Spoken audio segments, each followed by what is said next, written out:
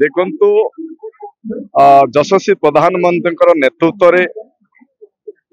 सारा भारत वर्ष को गोटे विकसित राष्ट्र गठन करिबारे जो तांकर संकल्प अछि सही संकल्प को साकार करने आज ओडिशा प्रदेश रो मान्यवर मुख्यमंत्री मोहन चरण माझी नेतृत्व में आज ओडिशा रो 30 जिला रे प्रत्येक ब्लॉक रे जोटा कि आज जो शुभ उद्घाटन है विकास विकास वाहन यही परिप्रेक्षी ओडिशा रो 364 ब्लॉक रे आज शुभ उद्घाटन है विकास वाहन प्रत्येक पंचायत को जाउची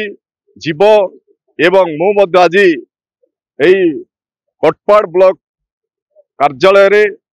उद्घाटन करी एबे वर्तमान यही कोटपाड़ ब्लॉक रो छतरला पंचायत एवं मूर्तावंदी पंचायत रो आज दुईटी पंचायत रे ए विकास जो वाहन अच्छी एठी जीवे ता सहित मु मध्य निजे स्वयं जाउची मोहन चरण माझी नेतृत्व रे वर्ष भितर ओडिशा सरकार कौन कौन जन हितकारी योजना करिसेंती ताकू लोकंकर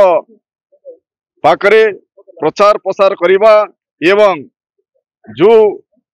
आमर हिताधिकारी माने अछंती